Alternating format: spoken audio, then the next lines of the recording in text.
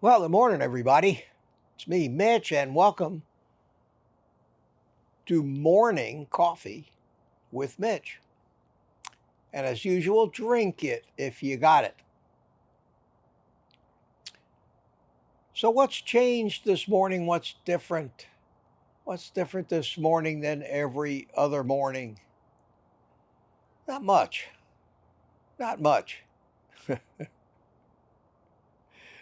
So, how's the old saying go? Same bullshit, different day. Well, yesterday morning, I posted a video which was alarming, and it's basically saying, stop drinking artificial sweeteners. They're going to give you heart attacks. And it was from a TV station in Cleveland, Ohio, and they had one of these expert TV doctors on there. And when you watch that, you're left scratching your head. But they did reference a study, which I went ahead and found on the internet, and actually spent a few hours yesterday. I don't know if they were wasted hours or not, but I did spend quite a bit of time reading the entire study, which was put out on August the 8th, trying to find out if it actually meant anything. And this is what drives me crazy. No conclusion whatsoever about whether using erythritol is actually going to be bad for you. Oh, some weak epidemiological evidence, references to some other study, which was included in this study as a reference, that talked about a group of people who, when they took surveys and asked them questions, came to the conclusion that twice the number of people who had used this artificial sweetener had some kind of event or an increase in mortality over those that didn't. But it was such a small study and so full of disclaimers saying, pretty much, you can't trust this nonsense because of all of these factors.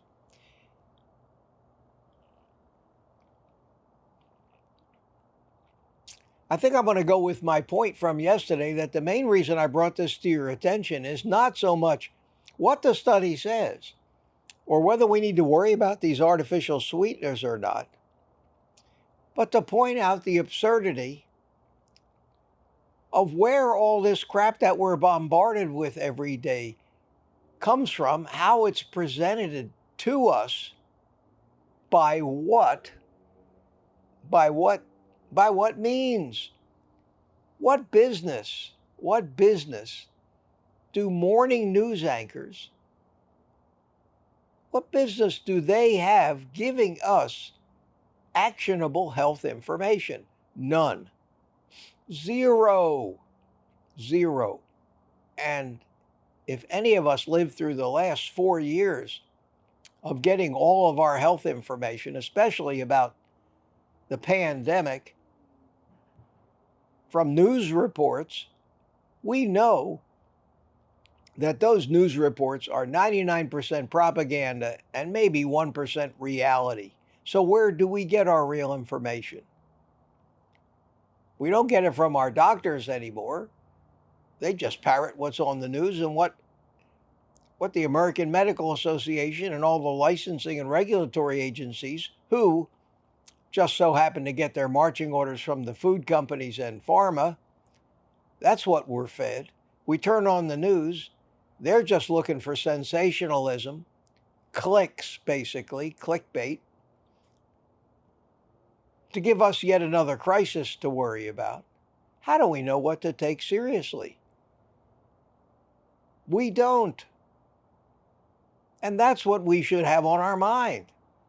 The cynicism to say anytime we hear this kind of stuff, ignore it or look into it. But please don't act on it. don't act on it. Well, that's what I did yesterday. I hear this stuff about this new study, and the study sounded legitimate, and the reasoning for it and the science behind it, when you read it, sounded legitimate. In fact, I'm going to put a link to the actual study itself. It's going to be in the description. If you want to see how this works, read it.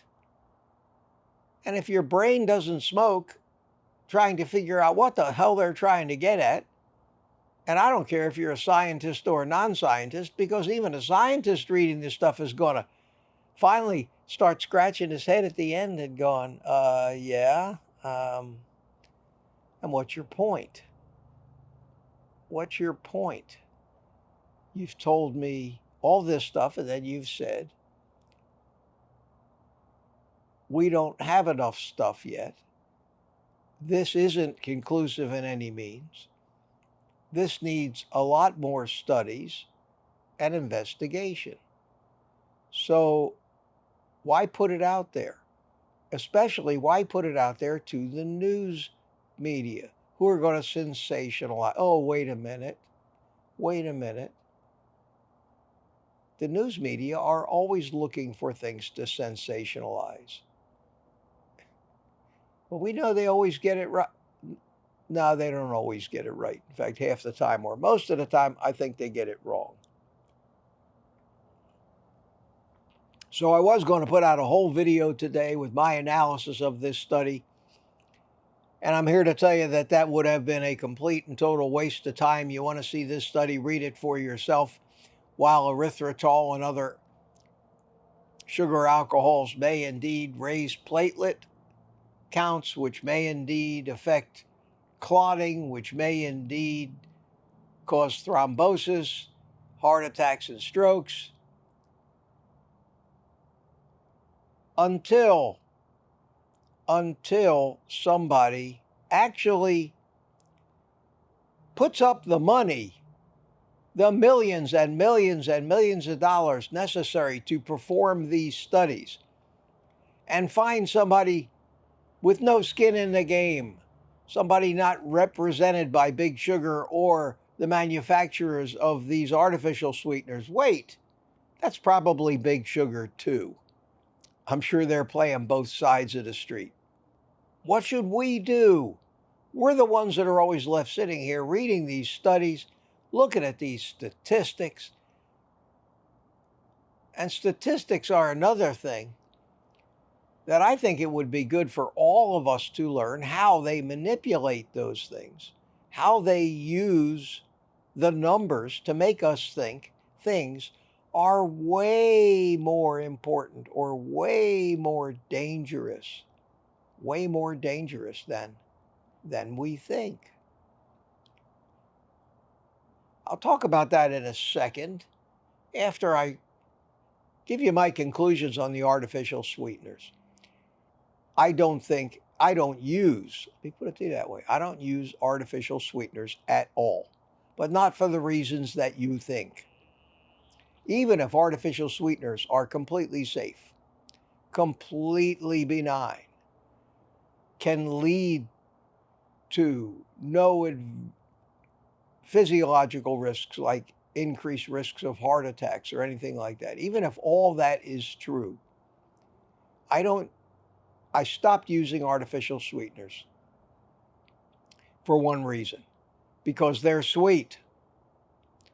And in my lifetime discovery of what keeps triggering my addictions, the fact that something tastes sweet was right up there at the top of the list. So even if there's nothing wrong with artificial sweeteners, if they cause no physiological problems, no heart attacks, no nothing, I still recommend that you don't use them if you're a carb addict. It was one of the main things I discovered, and that was the sweet taste, regardless of where it comes from. The sweet taste triggers your addictions and your cravings and leads to eating real sugar for a number of reasons we've talked about.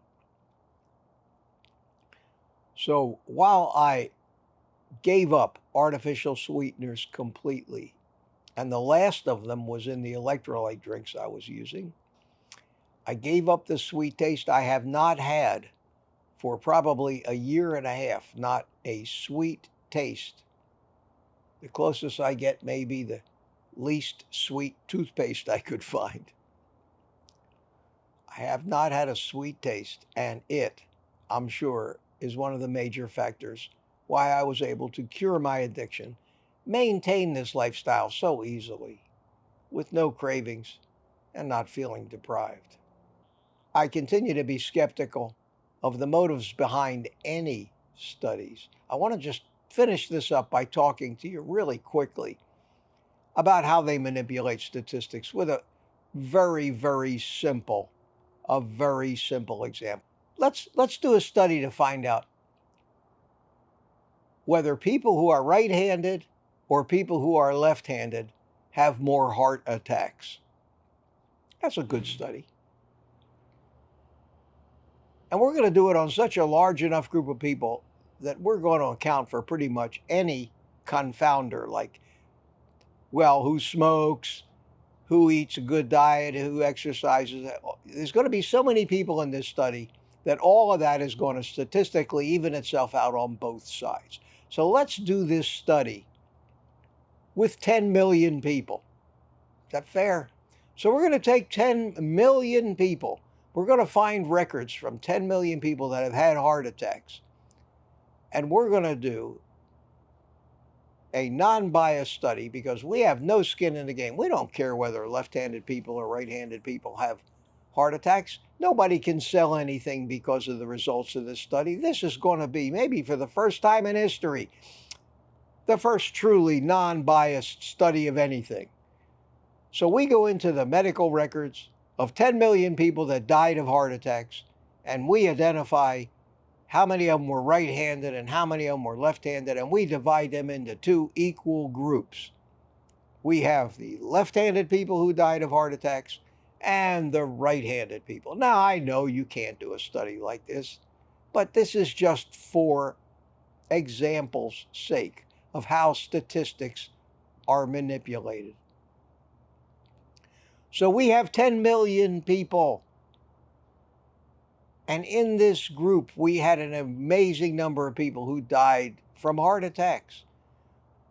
But when we distilled all the data down, we found that 100,000 people who were left-handed died from heart attacks. And 150,000 people who were right-handed died from heart attacks. The difference was 50,000 people out of a group of 10 million, which is certainly a statistic that falls way below 1%. The right-handed people, even though the difference was only a fraction of a percent more, right-handers died. It was a small fraction of 1%. That's what's known in studies as absolute risk. 1.5 times as many people, 1.5 times as many right-handers died of a heart attack than left-handers. Even though the number of them was so small that if you were a right-hander, the fact that less than 1% of right-handers died more than left-handers is not going to worry you. Somebody told you that don't do that because you have a 1% chance of having a bad outcome. Most people would say, that's okay, I'll accept those odds. But when those same results are presented to you in what they call relative risk, and some clown comes on with a stark warning for right-handers, maybe he's come up with a product to sell you that will make it easier for you to switch to becoming a left-hander. And he wants to convince you how dangerous it is that you're a right-hander. And he says, and this isn't a lie, he says, right-handed people are 150% more likely to die of a heart attack than left-handed people. And you go, holy shit, I'm a right-handed people. I have 150% more risk of a heart attack than a left-hander. That sounds huge, even though it's nothing. And that's what they do. And they did it with the statins. And that's why statins are a thing today. They took an absolute risk difference of 0.8% between the statin and the non-statin group in a study funded by the drug companies, by the way, a 0.8%, meaning out of 100 people, the statin users had 0.81 person less deaths than the non-statin users. A risk most people would take if the alternative was to take a drug with crippling side effects. They'd say, I'll risk the 0.8%. They basically used the relative risk statistic to convert that into a 36% or 38% difference in the risk of those who took the statins and didn't in having a heart attack. And they came out with commercials that said, this particular drug reduces your risk of heart attack by 38%. And people would say, I got to take that. That's a big amount. And that's relative risk. The actual reduction in risk was less than 1%. So we have studies that come out that are meaningless, misleading, incomplete, published for some glorification of the publisher, pursuing the agenda of the funders, whatever. But generally, so complicated, so convoluted, with so many disclaimers and so many caveats that we need more studies. Then why bother? The results of these studies are given to us in statistics which are manipulated and more than likely very misleading. We spend our time, like I did yesterday, wasting my time diving into studies that are impossible to actually draw conclusions from, and they even say so in the studies, and then looking at the results in statistics that are heavily mathematically massaged, converted from absolute risk to relative risk, and given to us in numbers that scare the shit out of us. What the hell are we supposed to do? I say, ignore everything. Ignore the statistics, ignore the studies, and especially consider the source of who's presenting this information to you. That's what I do now. I hear this stuff. My immediate response is, it's bullshit, more than likely. It might be fun to discover where the bullshit lies and how they did it, which is something I've done in the past. But I especially commend Gary Taube and Nina Teicholz for the way they deep dive into these things, and especially David Diamond for the way he tore apart those initial studies that scared so many people into taking statins and is responsible for what we have today. And that's just nutrition and medicine, folks. Don't get me started on the bullshit in politics. Oh, God, I can't wait for this to be over. Anyway, here's a little food for thought. As far as the sweeteners go, that's up to you. I would eliminate them because I think they trigger cravings. And at that point, right now, that's the best I've got that's credible to tell you why you shouldn't do it. The biggest reason why you shouldn't do it is it's going to make it harder to stop the cravings and kick your carb addiction once and for all. abstinence from carbs, carnivore diet, no sweeteners is what I did. Put simply and concisely. There you go. There you go. Until I see you tonight on my live stream, Tuesday night, August 27th, 8 p.m. Eastern Daylight Time. Love for you to be there. Until then, take the rest of the day off and eat meat.